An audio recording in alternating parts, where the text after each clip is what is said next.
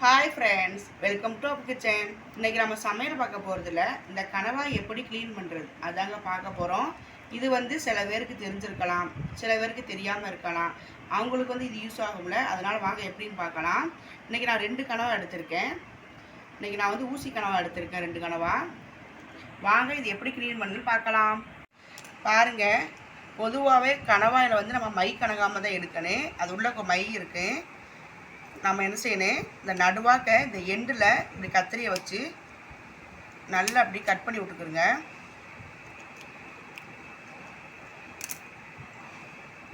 Cut பண்ணிவிட்டு 2 கை பாருங்கள் friends, நம்ம நடுவாக்க நம்ம கத்திரியை வச்சு நேராக கோடு போட்டோம். இப்படி நம்ம 2 கை வச்சுக்கிட்டு அப்படியே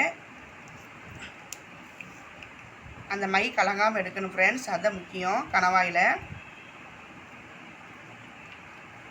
கையை பொறுமையாகவே எடுங்க.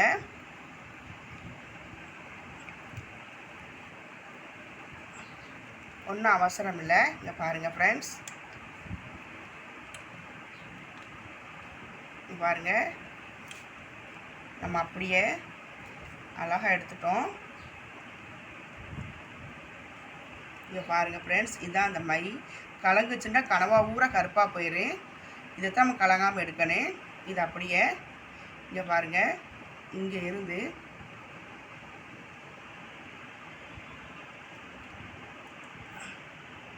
அந்த மை கலங்காமல்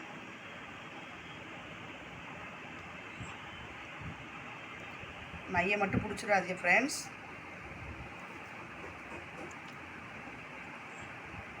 பாருங்கள் ஃப்ரெண்ட்ஸ், நம்ம அப்படியே கலங்காமல் எடுத்துட்டோம். இது ஓரமாக வச்சிடலாம். அடுத்து இது உள்ள கோடு இருக்கும் பாருங்க, இதையும் நம்ம எடுத்துடணும்.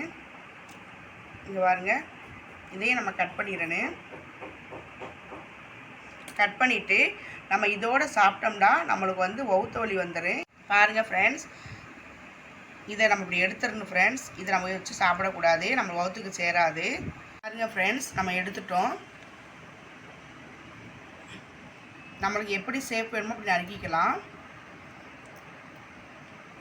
பாருங்கள், அடுத்து இதெல்லாம் எடுத்து நம்ம வெளியே வச்சுட்டு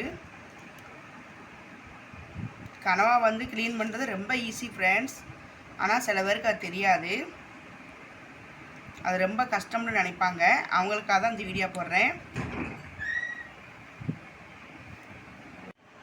பாருங்கள் ஃப்ரெண்ட்ஸ், நம்ம அடுத்து இருக்குல்ல இந்த பிளாக் கலரா, அதையும் நம்ம இப்படி இழுத்தாலே வந்துடும். பாருங்கள், அதையும் ஓரமாக வச்சுக்கலாம். இதை நம்ம அப்படியே எடுத்துடலாம்.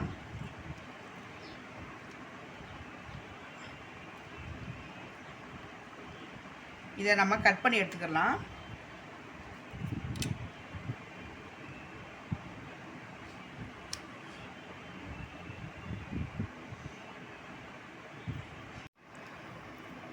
பாருங்கள் ஃப்ரெண்ட்ஸ், இதையும் நம்ம உரிச்சு எடுத்துக்கிறேன்னு.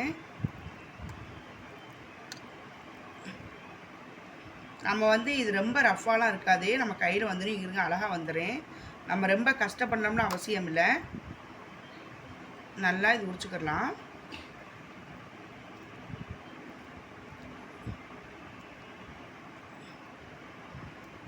பாருங்கள் ஃப்ரெண்ட்ஸ், நம்ம நல்லா உரிச்சு எடுத்துட்டோம்.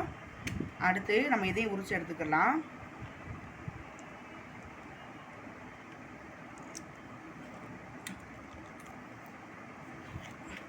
நம்ம கணவாயில் அந்த மை கலங்காமல் எடுக்கணும். அது ஒன்று தான் ஃப்ரெண்ட்ஸ் கஷ்டம், மற்றதெல்லாம் ஈஸி தான்.